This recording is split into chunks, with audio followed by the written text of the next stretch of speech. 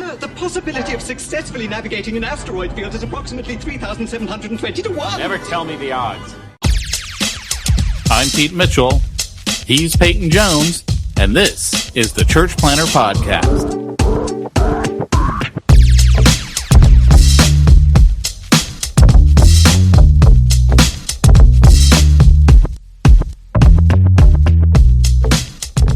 Hey, Church Planter, this is Pete Mitchell.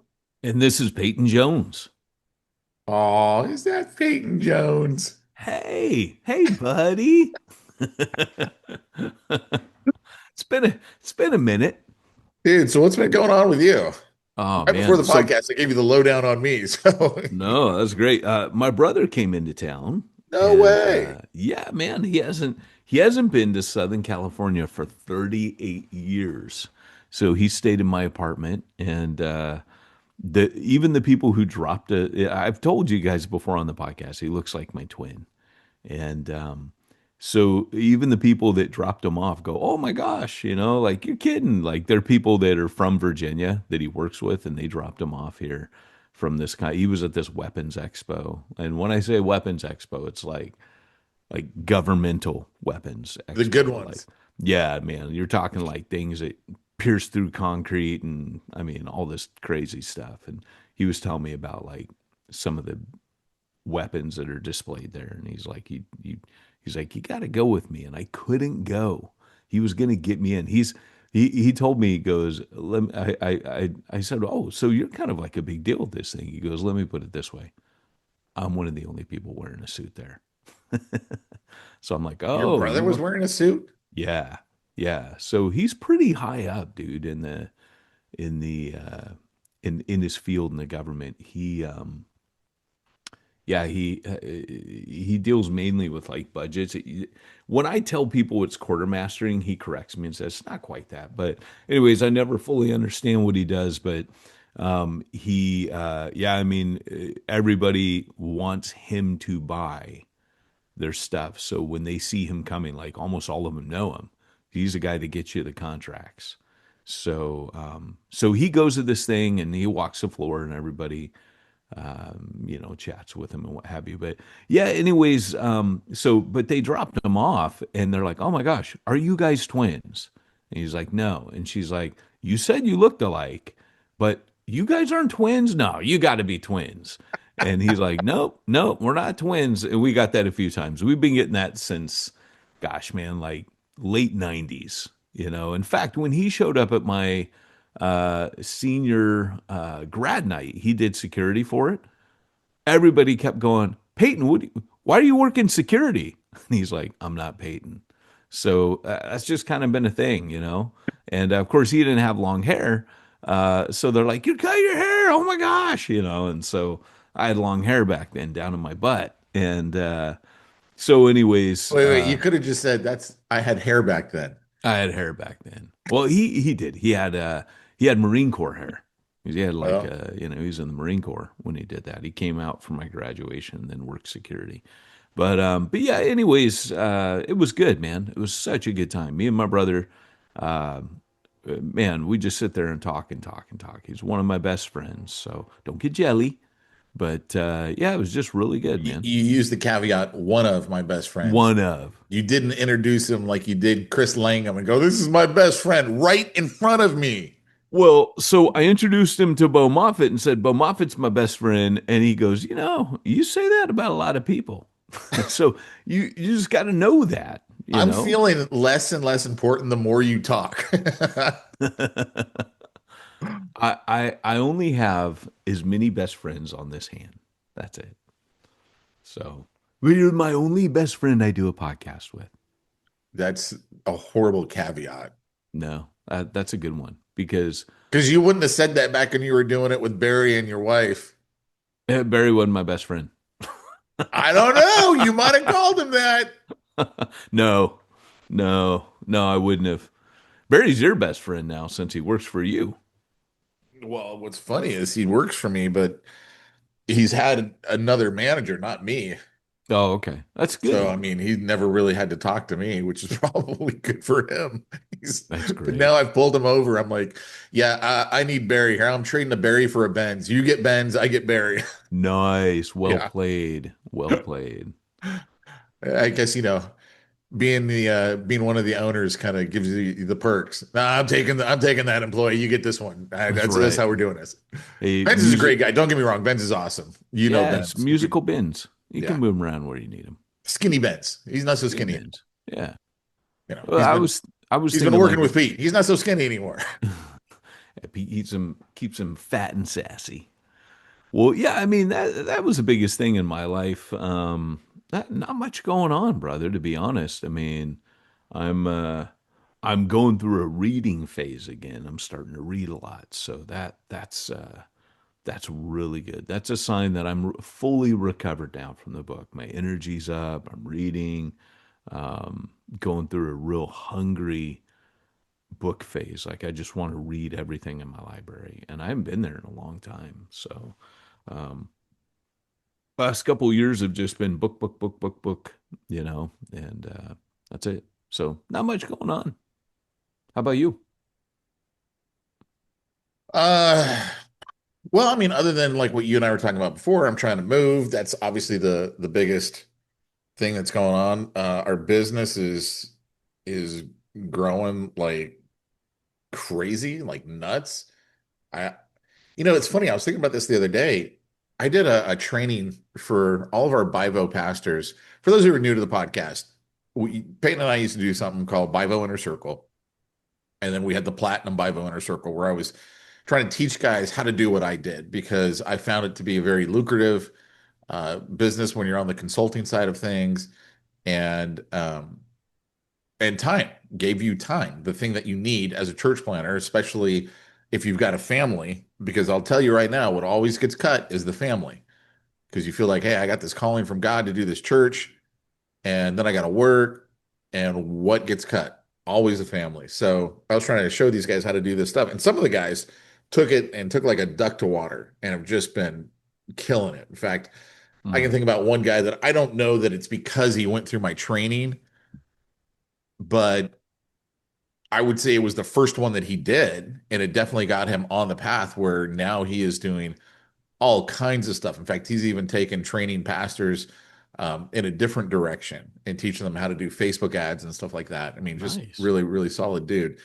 And some of the guys have just had life-changing experiences going through training. Others didn't do anything with it. Nothing happened to them, right? It's the way it always is. Yep. Yep. So anyway, I bring all that stuff up because I went out to those guys maybe 2 years ago, and I was like, "Hey guys, I'm going to do this special training on how to use AI." And at the time, we were using AI literally just to basically book appointments with people, and it was just amazing. I remember Scott Blair came through it, and Scott's Brazilian, so he speaks Portuguese, and all of a sudden he switches to Portuguese with the AI chatbot, right? So he's basically texting back and forth. And I can't read it. Like, I don't speak Portuguese. I go, is it good? And he goes, yeah. I go, is it fluent? He goes, perfect. I mean, like, Wow. AI is nuts, right? Like, he switched from English to Portuguese and it was perfect. And, and I look at that and I look at where our business is today, and we're infusing more AI stuff into it. And it's honestly just becoming really fun. Like I was telling you, Yeah. I'm working more hours now than I've ever worked. And one of the things that those guys will know from the Bivo Inner Circle, like my big thing is I don't like to actually work. Like I'm not, that's not high on my list of things I want to do. But this is like fun to me. Like it's not really Yeah. work. And Yeah. I I suffer from the same thing where like I'll start cheating my family out of their time. And I yeah. always got to like remember, knock that off. Yeah. Yeah, no, it's funny because when I asked you, like, hey, you seem busy, and you're like, fun busy, and Yeah. that's cool. So, it's pretty cool. It's funny because we've been talking about the whole AI thing with Through the Word, and obviously, like, I work with tech guys there, like they're all into it. And using AI as a tool is great. What they're not cool with for Through the Word is using it for content generation Oh yeah. for our Bible stuff. They're saying and we're kind of having to nail our colors to the mast because there's a on U version there's this thing called Bible Chat, and they're like the fourth biggest thing on Bible Chat. I mean on U version, and it's all AI generated. It's owned by a guy who's not even a Christian. He just saw a gap, knew he could make money, and he went on there and did this. And the testimonials that they're using are AI generated, so they're fake. Like it's so unethical, brother. Yeah. The There's no accountability for false teaching. Like it could be doing prosperity teaching, it could be doing all this stuff, but also their ads are like fake Joe Rogan AI generated ads saying how much he's enjoyed the app. Like it's crazy, and they keep growing that way. So there's all these like AI bots, like a lot of their subscribers, and we're like, dude, like we're entering into a weird time because the AI is actually going to start distorting reality. Like, how many times have you seen? Like, I saw today where somebody resurfaced, quote unquote, and this is what I'm about to say, a video from the guy who played John Connors in T2, the young kid, Right. the teenager. And they said, oh, while this went on halfway around the world in Japan, they made this music video of it, and it was totally cheesy. In the comments section, people are like, is that AI or not? People can't tell what's real anymore from Yeah. what's fake. It looks like it could be real, but nobody knows. So we're now in this place where we have to, more than ever, this has been a thing for a while with the media, we have had to suspend our belief, but but seeing used to be believing. I saw the video. Now you don't know if what you're seeing is believing. Like it's weird, man. I like that they call it hallucination from AI when AI makes stuff up, but now we are hallucinating. I am seeing things that are not real, and I've been thinking, in that argument about AI, I've been thinking about uh, the scariest thing to me about AI is that obviously you and I talk in time stuff all the time, and I tend to be a partial preterist, um, and believe that some of it is still reserved for the end here. Obviously, there's some stuff's going to happen at the end. If you don't know what a preterist is, it's an 80-70 reference when the destruction of the temple. A lot of what Jesus said happened during 80-70. He told us that. He said all these things will be fulfilled before this generation passes away, which led pastors of different theological persuasions to say, oh, well, generation means this and that in the Bible sometimes. No, it doesn't. Um, but it always means that age. And if you want to say, well, we're still in the age of, no, you made that up to fit your theology. Jesus said that for a reason. If he were talking about, he says, the people standing here will not taste death before these things are fulfilled. So there's a timestamp on it. So, but anyways, going into AI stuff, where it says, that the beast was made, was given the ability to speak, right, so that it sounded like a man. Um, I'm just looking at AI going, huh, we're made in the image of God. That's part of the theological argument that through the word is making about AI is, God has always chosen to glorify himself through man who is made in his image. That is what's unique to us as opposed to the animals. It is what is unique to us as opposed to AI content. But here's the thing. AI is not made in the image of God. It's made in the image of man, and the antichrist and the beast has this real connection to man in the image of man and speaking like man, and it's just made me think, like, what if AI is not a human, or the beast is not a Sure. human, but the beast is something it's when man makes an image, his something in his own image, and it becomes like a live. That's what you read Revelation. It's like whatever the graven image, it becomes alive when it's not alive, and so you're like, oh. That's interesting. So I don't know. I mean, I'm not a conspiracy theorist. I probably get a lot of All views I on know is I've YouTube. seen enough Terminator movies to know that in the end, what we don't want is AI. That's right, man. Unless we have time travel. Time travel will help us a little bit. We get time travel, we're good. We're good.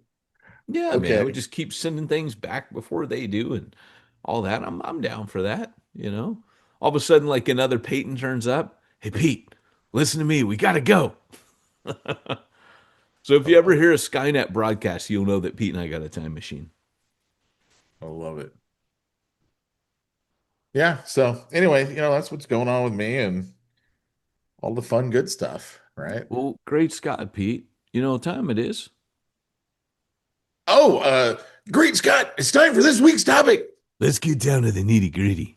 Well, our topic today is not about AI. Our topic today is why your church or why most churches don't multiply. So that's our title today. And I want to kind of talk through that because, I can't remember the exact statistic.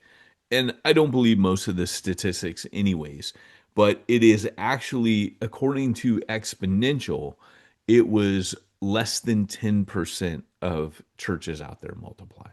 That's the going figure. Less than 10% multiply. If you do not multiply your church plant within the first 5 years, um, chances are you're not going to. And the earlier you do it, the first year, the second year, the more likely you are to continue multiplying. So, in the case of Refuge Long Beach and Pillar, we did it in the first few years, and then we kept doing it. Ironically, each year after that, we multiplied. But it doesn't, and I wouldn't even say we multiplied well, Pete, but we multiplied. And the reason for that was that our people were mobilized. If you are mobilizing people in your church plant now, you will create a culture of multiplication. People won't want to stop with that church. So, um, and the thing is you can do everything right in your church plant, everything right, and still not multiply. Think about that. You could do everything. You can follow the books. You can do all this stuff. But if the one thing you're not doing is mobilizing people on mission, your church will not multiply. And so going back to the Gospels, if you take church plantology, you follow everything in there, except I did have a chapter on mobilization about disciple making. Had 3 T's, time, teaching, tactics. It's like these principles, I've been kicking them around for a while. But Acts versus the Gospels, man, like that's the key. You have to teach people to do what was in the Gospels as well as what was in the book of Acts. So it's not for most church planners, it's not just you, it's the entire system that's off. We end up focusing on our church plans on gathering a crowd rather than discipling the individual. And if you start discipling the individuals, whether or not it's 1 year, your people will be ready. I think 1 year is a little too soon, personally. I think you need a good 2 years to get the church itself really caught up. And again, that goes back to the time teaching tactics. Slow down and take time to pour into those people to invest. It's not a conveyor belt. You're not just I'm gonna pour into you for a year and send you out. That's probably unrealistic. You probably need to spend a little more time there. Paul spent 3 years in Ephesus, spun out 7 churches. That's not a bad rate to go. He was the master. I think he kind of figured in 7 or in 3 years I can send out 7, and some of those guys planted the same. So like Epaphroditus, excuse me, he planted 2 churches. So any thoughts on that? No, just listening to lecture Peyton. Well, I'm not lecturing. I'm just throwing thoughts out. I'm trying to stimulate you and to provoke you, if it were, to comment. I got nothing yet, but keep going. All right. Well, So, teaching alone. So many of us in ministry, we focus on, the Sunday sermon. Like if you stop and think about how much, you think, oh, this Sunday I'm going to teach on this and that and that. And you might think, oh, it's Monday. I got all this time, for my sermon. We have been conditioned to think like that. What about disciple making in the week? Are you just going to show up and teach them on Sunday? Or is there another way to get people to the same end that doesn't involve just speaking to a crowd on Sunday morning? Could it be like David Sunday's mentor taught him, the key to ministry is spending more time with fewer people? That's where the good stuff happens. You take people out to coffee, you invite them over for dinner. And I know we're all busy, right? You meet them for breakfast before they go to work, a little diner or whatever. You just meet them for coffee for an hour. That's all it takes. How's your life? How's your walk with God going? How can I help you with that? Point him in the right direction. Point him to Jesus, of course, but point him to the right direction. You might meet and listen to somebody and just hear them, and then the next day or two, as you're praying for them, ask the Lord, is there, like I met with someone last week, and it was a couple days after I had met with them, I was given a prophetic word and a scripture, and I called them up and talked to them about it. Said, hey, I just had something. And you could see it was more effective that I had not responded then. Like, I'm not trying to cram in disciple making. Like, I have limited time, got to go fast. It's just rhythms. It's rhythms, regular rhythms of investing into people. And, kind of in my second book, Cha-Ching, Reaching the Unreached, I talked about that anyone you disciple will become a leader. And I didn't have the theological framework for that back then, but on this book, Discipology, cha-ching, that's the only cha-ching we get for Discipology because it's a current book. Cha-ching when I talk past books, but Discipology, I actually I gave the framework of when Paul describes what a leader is, and all he does is describe a mature disciple. That's all he does. Mature disciple, faithful to their spouse, not arrogant. This is what a Christ like, fully formed disciple looks like. And Paul's saying, Timothy, Titus, just put mature disciples into a place of serving and leading. That's it. Just make sure they're mature disciples. So that's the framework. If you pour into someone and disciple them, they will become a mature believer. Hence, they will become someone who can lead others. It's that simple. Elders, deacons, that's all you need to be. Someone who reflects Jesus to others. That's it. Why do we make it more complicated than that? Right? Can you represent Jesus to other people? Do they see Jesus at work in your life? So that's all you need. I don't know what you think about that. I know you're like looking for more discussion. I don't know that I have much on this.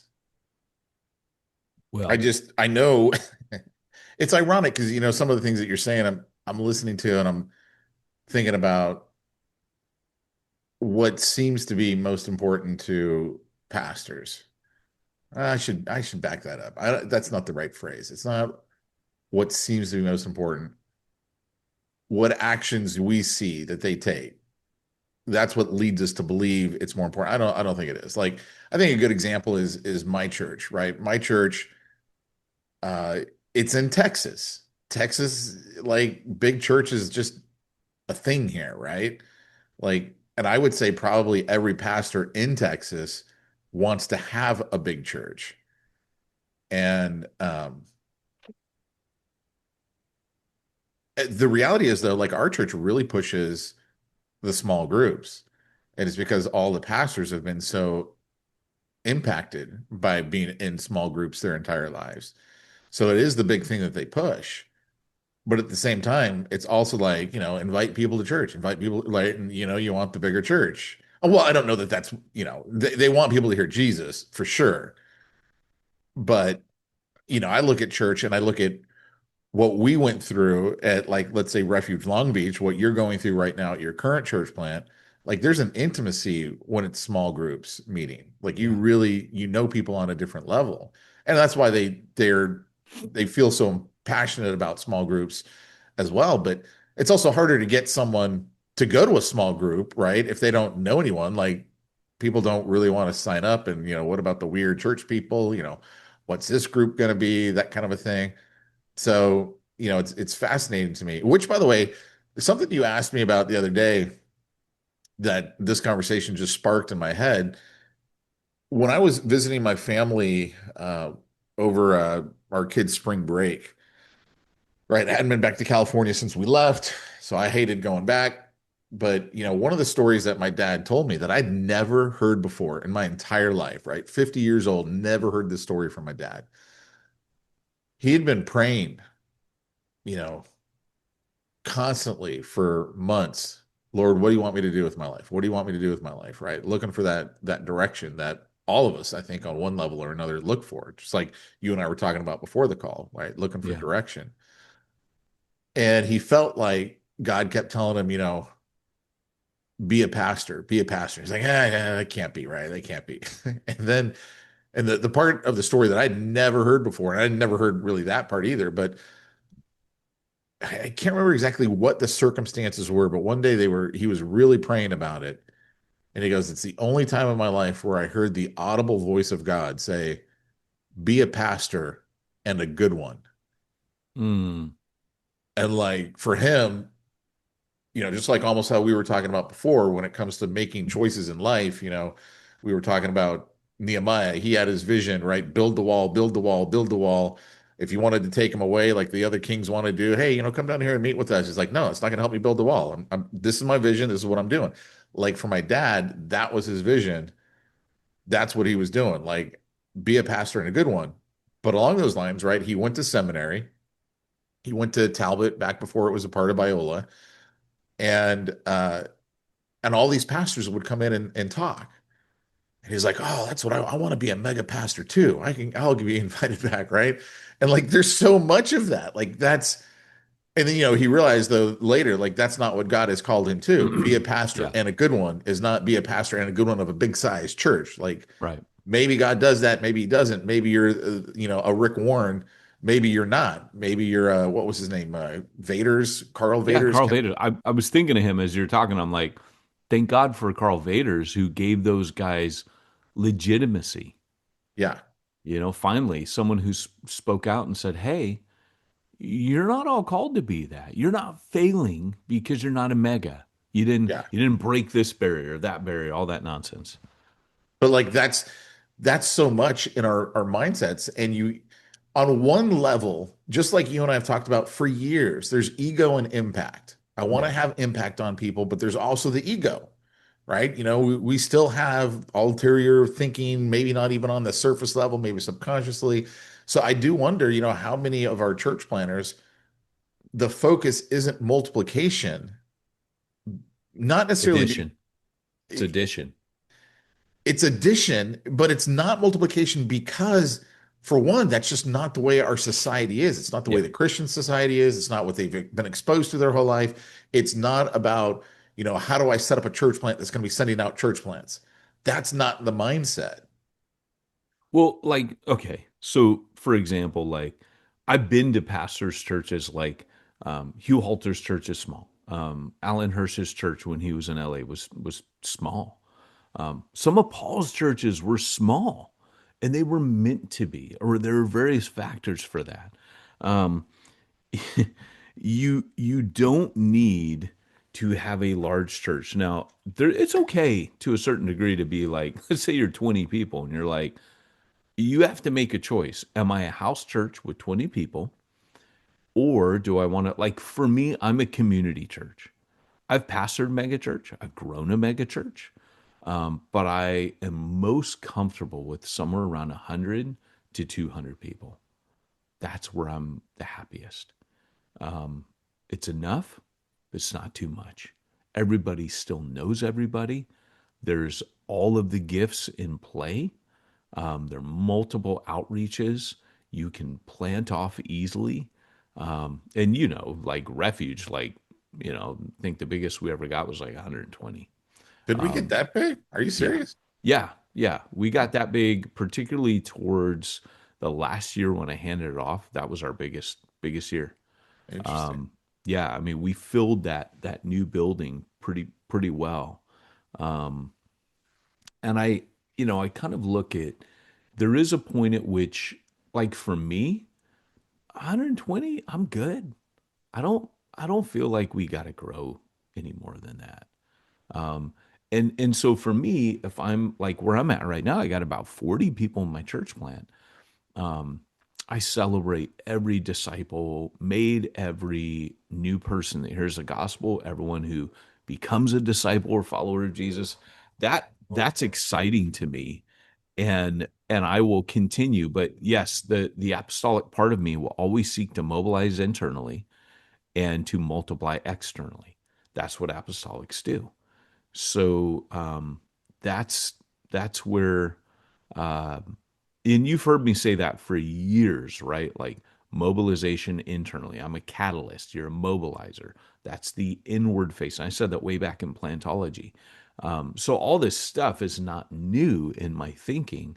I've just packaged it now on a disciple making, it couched into disciple making language.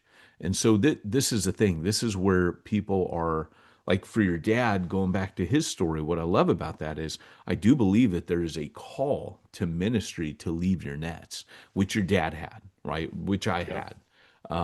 Not that, and same with Paul, like, hey, serve me, make this your full time deal.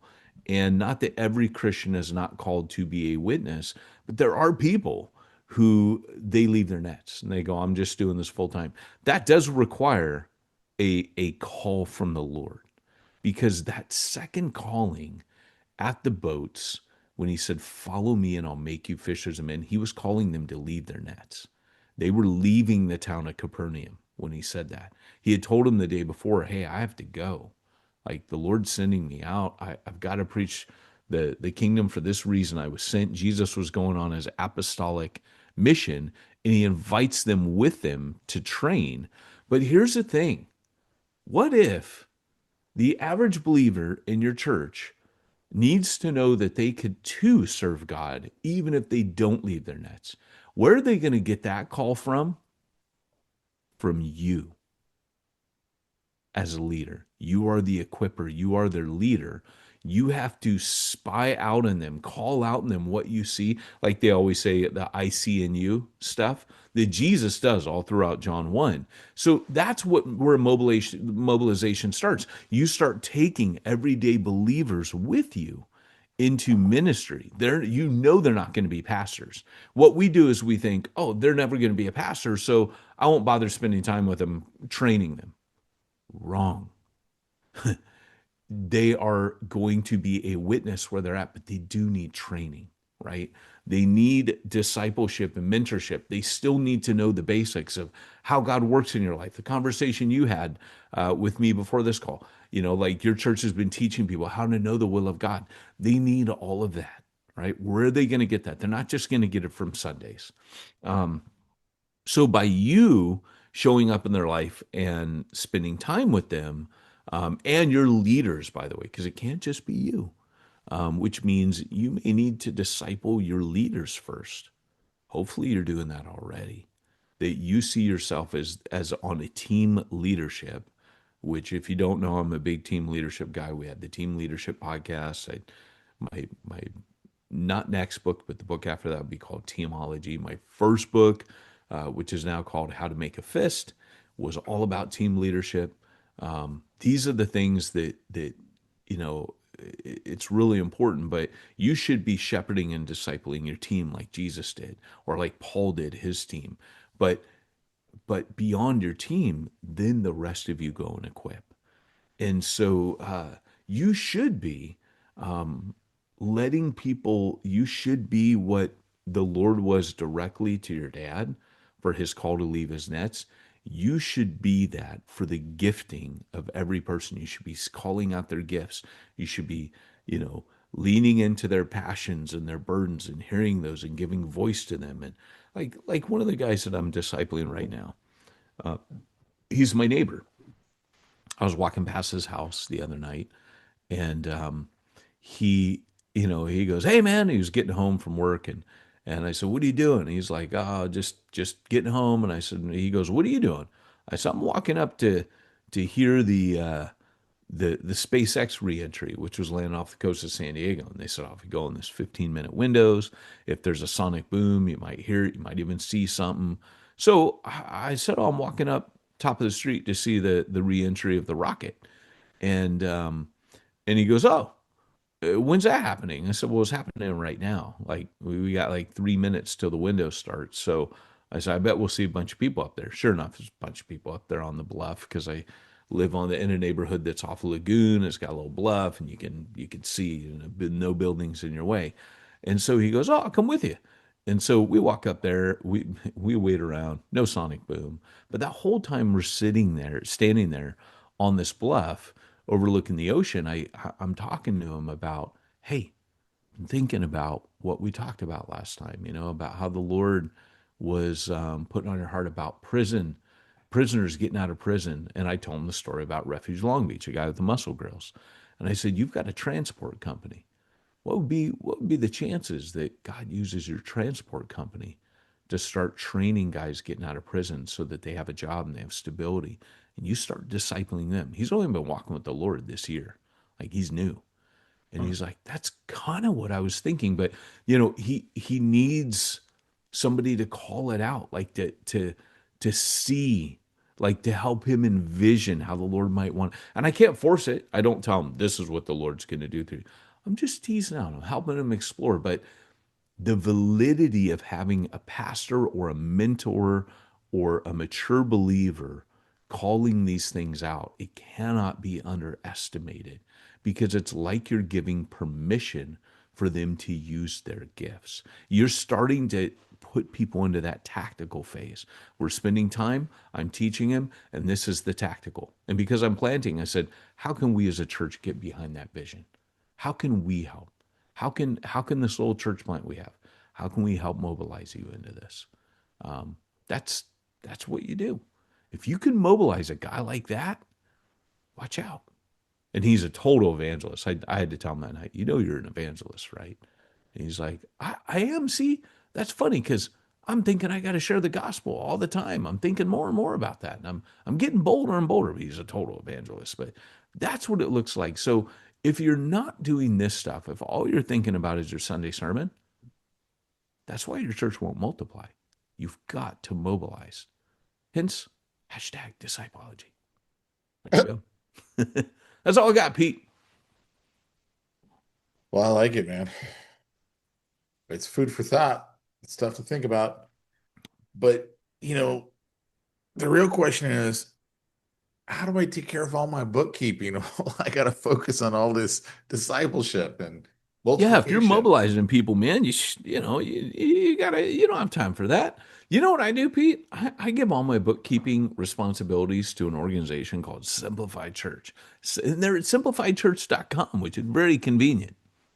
Wait, simplifychurch.com? Yeah. And Pete, it's in the label. They'll simplify your church for you. That I don't even know what to think. Well, let me tell you what to think. What you should Reggie? think is Reggie? What's that? pick up the phone right now and call 1-800 simplifiedchurch.com. 1-800 Simplify Church. We don't even know their number. That's why we can't have nice things. Oh, we're nice advertisers. No, they're great. They're great. Check them out, simplifiedchurch.com. They handle all your bookkeeping needs, tax compliance, donor receipts. I mean, so much budgeting. They'll help you with anything you need. So go ahead and give them a call. Yeah. And should I just do the sign out then? Yeah, sign us out, baby. And remember, if you want to reach the ones that nobody's reaching, you need to go where nobody's going and do what nobody's doing. If you want to see the next ad, press 2 now.